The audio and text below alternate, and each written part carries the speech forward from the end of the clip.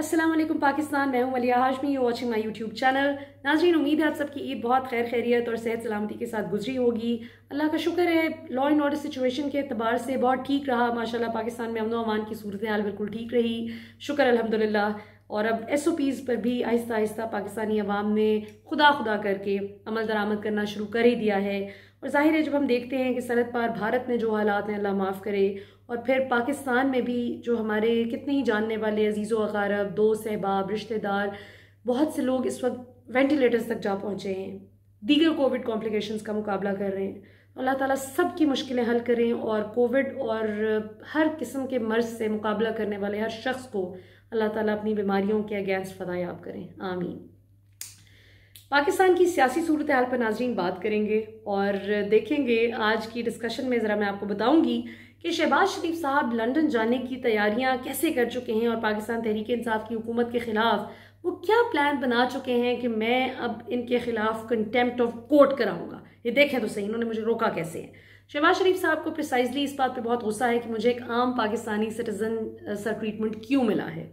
चौधरी निसार साहब की क्या नून लीग में वापसी हो रही है, बहुत ही बावसूख ज़राए क्या बताते हैं, उस पर भी बात करेंगे। और फजलुर रहमान साहब को मैं एक मशवरा भी दूंगी आखिर में कि वो फ़लस्तीन के मामले पर जिस पर ज़ाहिर है हम सबका ही दिल बहुत दुखता है, कश्मीर और फ़लस्तीन के मामले पर। फजलुर रहमान साहब तो कश्मीर कमेटी को हेड भी करते रहे इतने साल, लेकिन कोई खातिर खा परफॉर्मेंस इनकी नहीं थी। लेकिन अब फॉर अ चेंज वो क्या कर सकते हैं, दूसरों को दर्स देने की बजाय जो भी वो दे रहे हैं वीडियोस बना करके, जी आपको ये करना चाहिए, आप निकलें। तो मैं उनको मशवरा दूंगी कि वो अवाम को सड़कों पर निकाले बगैर, क्योंकि कोविड है तो हमने जमे गफीर इकट्ठा करके मारना तो नहीं है लोगों को, लेकिन वो अभी भी अपनी इफेक्टिव ऑपोजिशन का इस्तेमाल करते हुए कैसे इमरान खान हुकूमत को पैलेस्टाइन के इशू पर सपोर्ट कर सकते हैं, अगर वो करना चाहें सच्ची नीयत से। Because it's not about politics, it's about humanity, ये इंसानियत की बात है।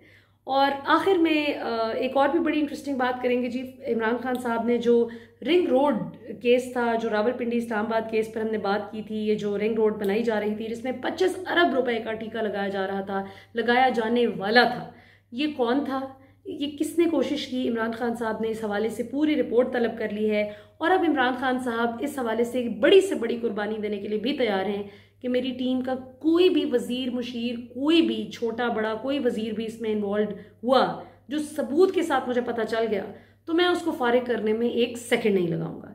तो वन बाय वन शुरू करते हैं जी। और इससे पहले कि हम शहबाज शरीफ साहब पर बात करें, मैं फारूक कैसर साहब जो अंकल सरगम के नाम से मशहूर थे, उनकी क्रिएटिविटी, उनका आर्ट वर्क पाकिस्तानी अवाम सारी ज़िंदगी याद रखेगी। वो इंतकाल कर गए कल, अल्लाह ताला उनको जन्नतुल फिरदौस में बेहतरीन मकाम दे, आमीन। उनकी मग़फ़िरत के लिए आप सबसे दुआ की अपील है। सो नाज़रीन, शहबाज शरीफ साहब की लंदन रवानगी, मरियम नवाज साहिबा की फ़िलहाल जो ज़रा खामोशी है और कुछ सहाफ़ियों का तड़पना, बिन पानी के मछली जिस तरह तड़पती है, उनका इस बात पर तड़पना और तकलीफ़ का शिकार होना कि शहबाज शरीफ साहब आखिर क्यों रुक गए हैं, वो क्यों नहीं जा रहे। तो उन सब की इतला के लिए अर्ज़ है कि वो जाएंगे तो सही, कोई ना कोई कानूनी तरीका निकाल लेंगे, क्योंकि माशाल्लाह हमारी अदालतें, आपको पता है कि वो इंसाफ तो फौरी तौर पर दे देती है ना। अगर शरीफ इंसान हो, शरीफ बंदे को तो इंसाफ मिल जाता होता है ना अदालतों से। तो शहबाज शरीफ साहब ने जी प्लान ये बनाया है कि वो कंटेम्प्ट ऑफ कोर्ट लगवाएंगे इमरान खान हुकूमत पर, जिसने उनको रोकने की कोशिश की है। और उनको बहुत गुस्सा है इस बात पर कि ये जब अदालत ने मुझे, लाहौर हाई कोर्ट ने मुझे रिलीफ दे दिया, तो ये कौन होते हैं PNI लिस्ट ले आए। सो इस चीज़ के हवाले से वो अपने कानूनी माहिरीन, जो कि जाहिर है कि तगड़े कानूनी माहिरीन उनके शुरू से उनकी जेब में रहे हैं। पहले तो वो कला नहीं किया करते थे, पहले तो बड़ा मशहूर उनका लतीफ़ा था कि एक ऐसा भी शरीफ ख़ानदान पाकिस्तान में मौजूद है जो कि वकील नहीं करता, सीधा जज कर लेता है। और मलिक क़य्यूम साहब, जस्टिस रिटायर्ड मलिक क़य्यूम को कैसे ये हिदायत जारी कर रहे थे कि नवाज शरीफ साहब क्या कह रहे हैं, कैसा फ़ैसला होना चाहिए, वो किसी से ढकी छुपी ऑडियो टेप नहीं है।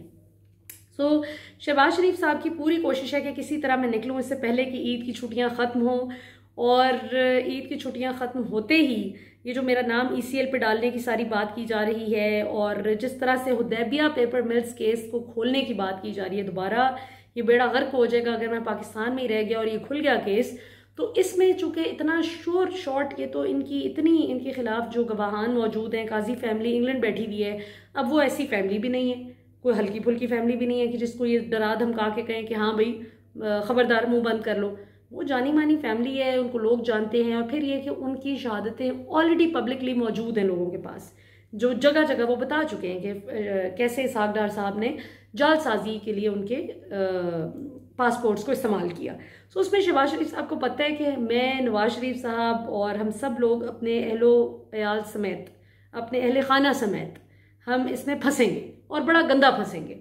और चूंकि काजी फाइज़ साहब इस केस को ये कहकर पहले बंद कर चुके थे कि टाइम बार्ड हो चुका है, सो अब पाकिस्तान तहरीक इंसाफ की हुकूमत की कानूनी टीम ये प्ली लेकर आ रही है, ये कानूनी प्ली लेकर आ रही है कि अगर क्रिमिनल नेचर का केस हो, मुजरिमाना कोई नेचर हो केस की, तो उसमें आप कभी भी वो केस पुराना नहीं होता, वो शवाहिद पुराने नहीं होते। मसलन 25-30 साल पहले कोई कत्ल का केस हो, रेप का केस हो, उसके शवाहिद आज मिल जाए, उसके बारे में आज कोई शॉर्ट आपको सबूत मिल जाए, तो वो दोबारा से ओपन हो जाता है। वो कभी भी मुकम्मल तौर पर आप ये कहकर उसको नज़रअंदाज या बंद नहीं कर सकते कि नहीं जी चूंकि कत्ल हुआ था, भले कत्ल था लेकिन 25-30 साल पुराना था, लेकिन कोई बात नहीं, ये आप नहीं कर सकते। एक सेकेंड,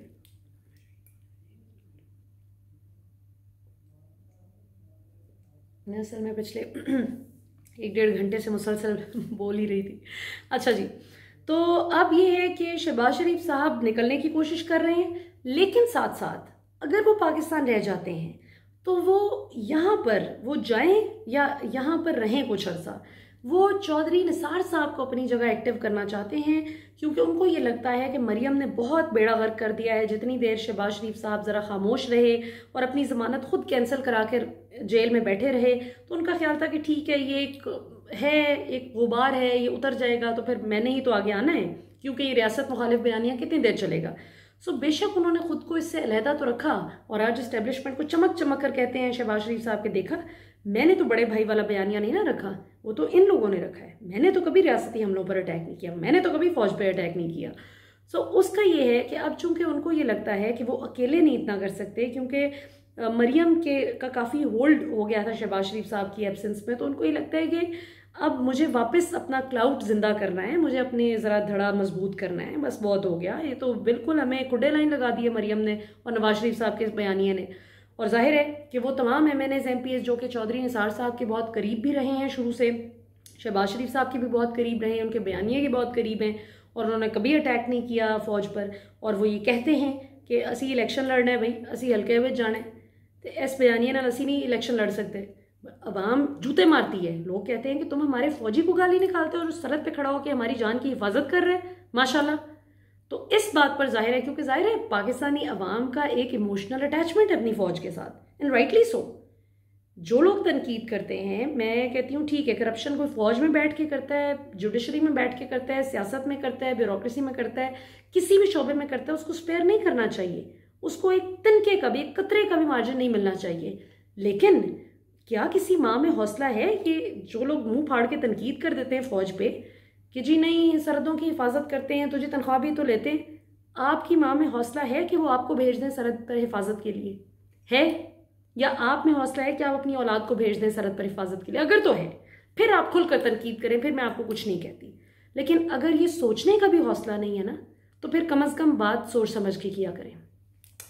तो अब ये है कि चौधरी निसार साहब चूंकि अब बाउंड इस तरह से हो जाएंगे वापस आने के लिए, अगर वो आना चाहें और अगर शहबाज शरीफ साहब की बात मान लें, तो बाउंड इस तरह से हो जाते हैं जी कि पाकिस्तान तहरीक इंसाफ की हुकूमत जो इलेक्टोरल रिफॉर्म्स लाना चाह रही है, जिसके मुताबिक अब ओवरसीज़ पाकिस्तानीज़ को भी वोट करने का हक दिया जाएगा, और साथ साथ ये कि जिसकी वजह से पीपल्स पार्टी और नून लीग सख्त सीख पाए हैं, क्योंकि उन्हें पता है कि ज़्यादातर ओवरसीज़ पाकिस्तानी जो कि डेवलप्ड ममालिक में बैठे हुए हैं, उन्हें अच्छी तरह पता है कि करप्शन किस कदर संगीन और काबिल गिरफ्त जुर्म है, कितना बुरा जुर्म है।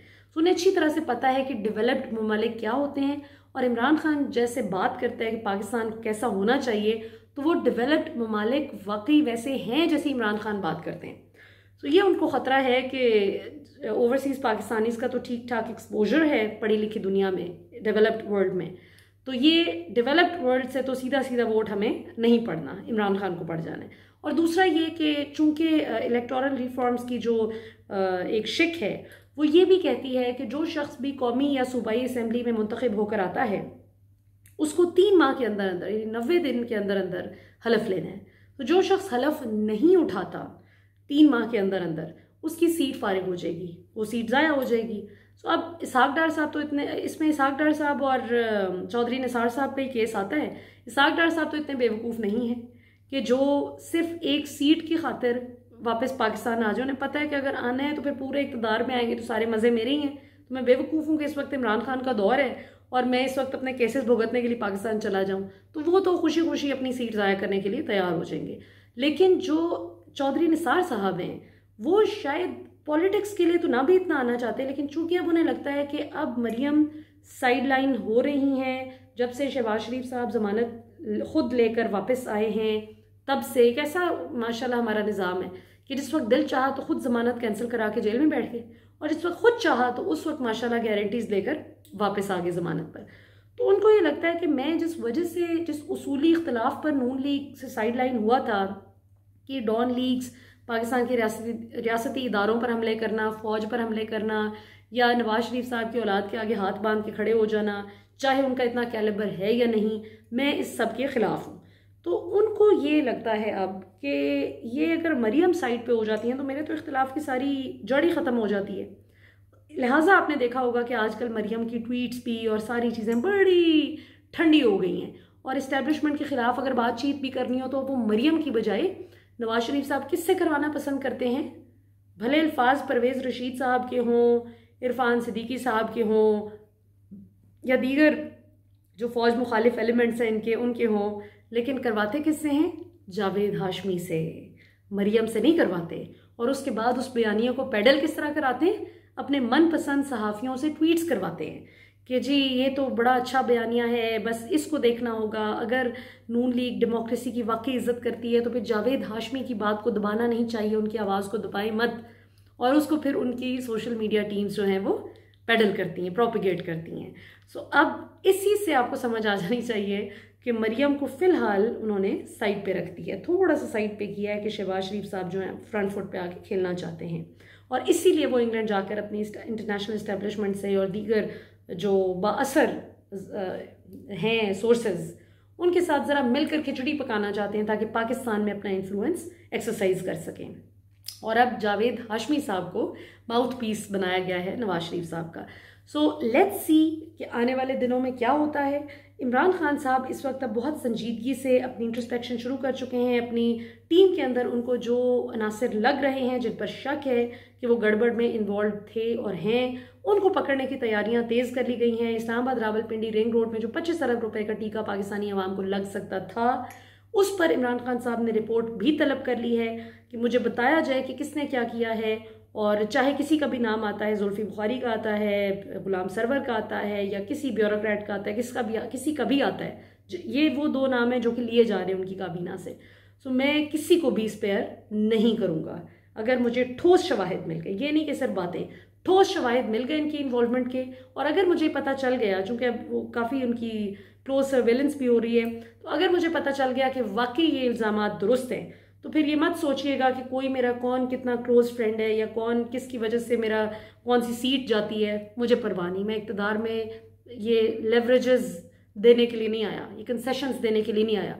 कंसेशंस वो जो खाता था तो खिलाता भी था, उनका काम था, मेरा काम नहीं है। और आखिर में फजलुर रहमान साहब से मैं रिक्वेस्ट करूँगी कि आपको चाहिए कि आप हुकूमत को इस वक्त इफ़ेक्टिव अपनी अपोजिशन का इस्तेमाल करते हुए हुकूमत को अर्ज करें कि इस पर अपने राब्ते तेज़ करें। नीयत और कोशिश इंसान के हाथ में है कि इंसान अच्छी नीयत के साथ अच्छी कोशिश करे।